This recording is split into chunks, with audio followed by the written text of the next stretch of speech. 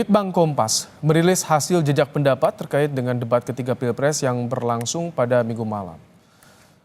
Salah satu pertanyaan yang disampaikan dalam jejak pendapat ini adalah soal sikap responden terhadap pilihannya pada 3 capres. Survei dilakukan terhadap 210 responden seluruh Indonesia yang diwawancarai yang dilakukan mulai pukul 19.30 sampai dengan pukul 22 waktu Indonesia Barat.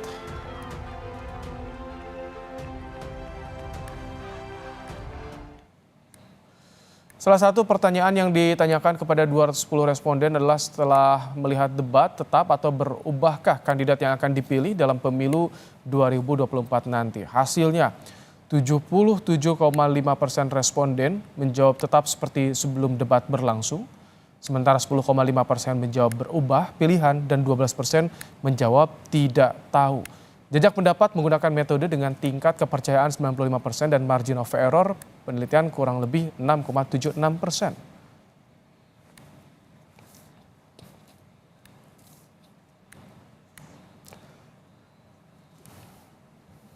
Lalu bagaimana responden menilai penampilan Capres Anies Baswedan, Prabowo Subianto, dan Ganjar Pranowo kemarin di debat Capres bertema pertahanan, keamanan geopolitik, hubungan internasional, globalisasi, dan politik luar negeri? Kita akan bahas bersama dengan Rangga Eka Sakti, peneliti Litbang Kompas. Selamat petang, Mas Rangga. Selamat petang, Mas Ibrahim. Baik, Mas Rangga, secara keseluruhan seperti apa reaksi responden terhadap debat ketiga semalam? Ya, salah satu hal yang bisa kita lihat dari hasil jejak pendapat memang antusiasme masyarakat untuk mengikuti debat ketiga ini cukup tinggi ya. Jadi sekitar 63,6% dari masyarakat itu menyatakan mereka mengikuti acara debat kemarin, baik bersama dengan keluarga maupun dengan komunitas mereka. Angka ini lebih tinggi dibandingkan debat pertama yang lalu dilaksanakan. Gitu ya. Meskipun sedikit lebih menurun dibandingkan dengan tingkat antusiasme waktu debat cawapres kemarin. Oke, baik. Ada perubahan yang begitu terasa ya dibandingkan debat cawapres sebelumnya. Kami juga memiliki grafis dari Litbang Kompas, hasil jejak pendapat yang tadi dirilis. Kita akan perlihatkan bersama. Ya, ini dia.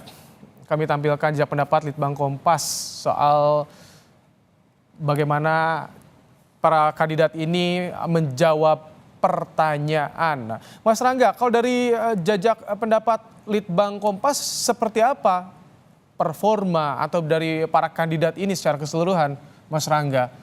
Siapa yang menonjol? Ya, jadi memang kita mencoba untuk melakukan pengukuran terhadap performa dari tiap kandidat ya. Ada 3 aspek yang kita coba ukur. Yang pertama adalah bagaimana kandidat capres ini bisa menjawab pertanyaan, kemudian bagaimana para capres ini menguasai materi yang ditanyakan, dan yang ketiga adalah bagaimana penampilan termasuk pakaian, kemudian sikap, gestur, emosi, mimik gitu yang ditampakkan di atas panggung. Nah, dari 3 aspek itu kita bisa lihat sebetulnya posisi Pak Ganjar dan Pak Anies dinilai masyarakat itu relatif seimbang. Nah, yang di luar ekspektasi justru Pak Prabowo yang dinilai relatif lebih rendah di sini. Jadi itu kalau misalkan apakah ditanyakan juga alasannya mengapa seperti itu, Mas Rangga, dengan penilaian itu seperti apa publik meresponnya itu?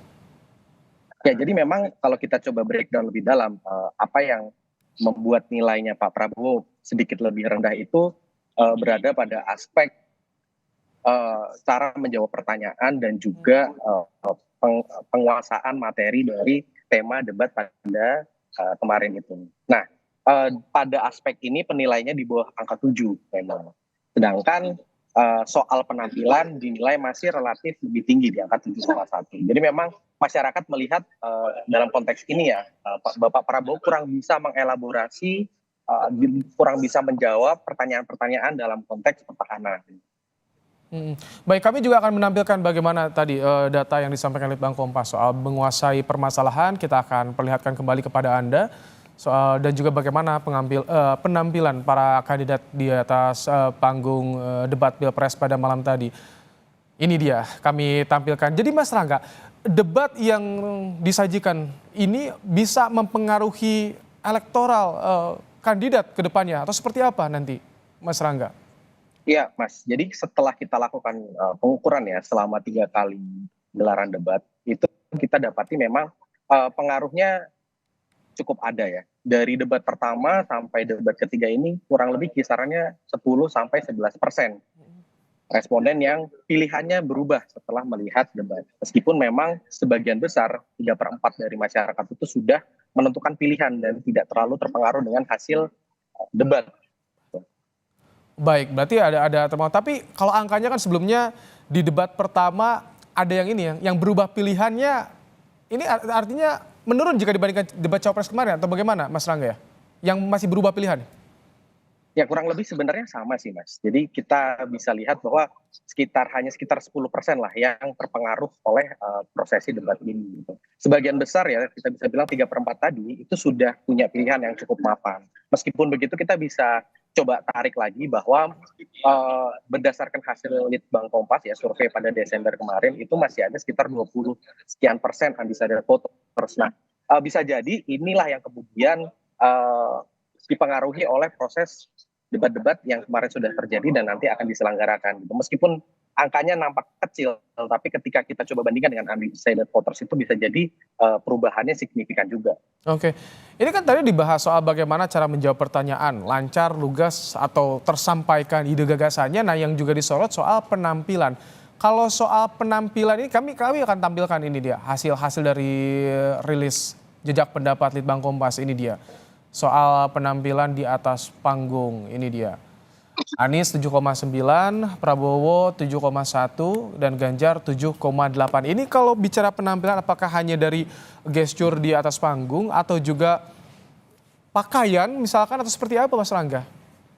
Ya memang secara menyeluruh Mas kita coba lihat. Jadi termasuk tadi ya pakaian yang digunakan, kemudian gestur ketika menjawab, gestur ketika berada di atas panggung, kemudian ekspresi, itu semua menjadi bagian dari penilaian yang dilakukan oleh masyarakat. Kalau rentan usia ini yang disurvei oleh Litbang Kompas pasca debat ini seperti apa? Apakah lintas elemen, lintas usia atau bagaimana Mas Rangga? Ya, terkait dengan demografi responden memang kita usahakan sesuai dengan demografi dari populasi Indonesia yang nanti memilih Mas. Jadi kurang lebih hampir. Balik, jadi populasinya beragam ya. Kami juga memiliki ini dia grafis soal performa capres di debat ketiga pada semalam. Ini dia bicara soal performa Anies Baswedan. Kita lihat yang puas 71,4%, tidak puas 26,3%. Kemudian kita tahu 2,3. Kemudian kita lihat Prabowo Subianto puas 48,9. Ini dia. Yang tidak puas 50,4 dan tidak tahu 0,7. Kita lihat juga Ganjar Pranowo puas 79,7, tidak puas 18,8, tidak tahu 1,5%. Mas Rangga, bicara soal kepuasan, ini apakah yang jadi indikatornya gagasan idenya bisa diterima oleh publik atau seperti apa dengan angka yang tadi muncul Mas Rangga? Ya, memang kita mencoba menanyakan pertama secara umum loh. Tentunya itu termasuk juga gagasan, termasuk juga cara menjawab, termasuk juga ya semua aspek yang terlihat dalam proses debat kemarin gitu. Di situ memang kita bisa lihat ya bahwa Pak Ganjar dan Pak Anies cukup tinggi ya di kisaran 70-an%. Nah, memang di sini mayoritas untuk Pak Prabowo itu masih perlu ditingkatkan ya karena yang menyatakan puas itu dari responden tidak sampai 50%. Ini jadi catatan lah kita bisa bilang. Tapi kalau dari responden yang diharapkan dengan adanya debat capres ini seperti apa sih? Mereka apakah memang tadi gagasan bisa didapat, ide bisa diterima atau seperti apa Mas Rangga? Ya, tentunya itu menjadi bagian yang penting ya.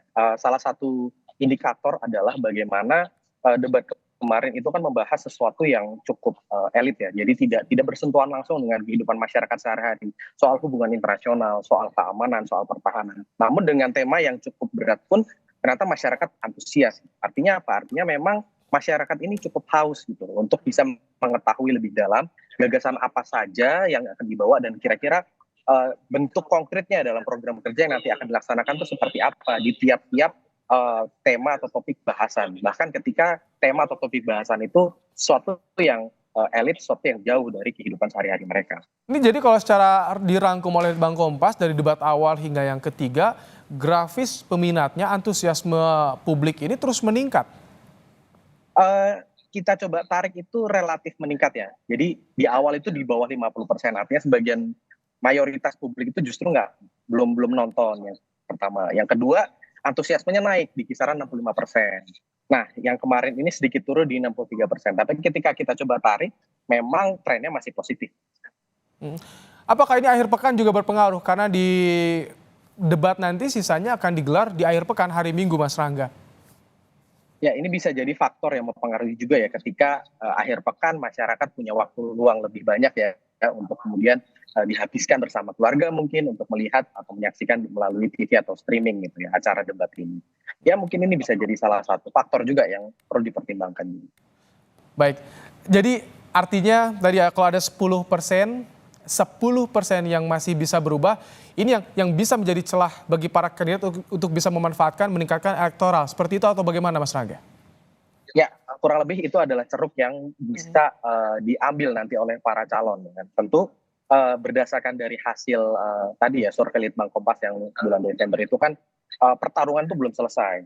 Masih banyak kemungkinan yang terjadi. Nah, angka 10% ini tidak menutup kemungkinan bisa merubah peta konstelasi yang nanti akan terbentuk nih sampai sebulan ke depan.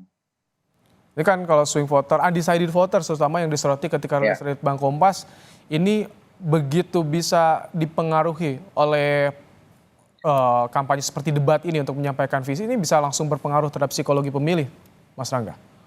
Ya, tentu debat ini sebagai salah satu medium sosialisasi ya, program itu kemungkinan akan berpengaruh dengan pilihan masyarakat nanti di bilik suara.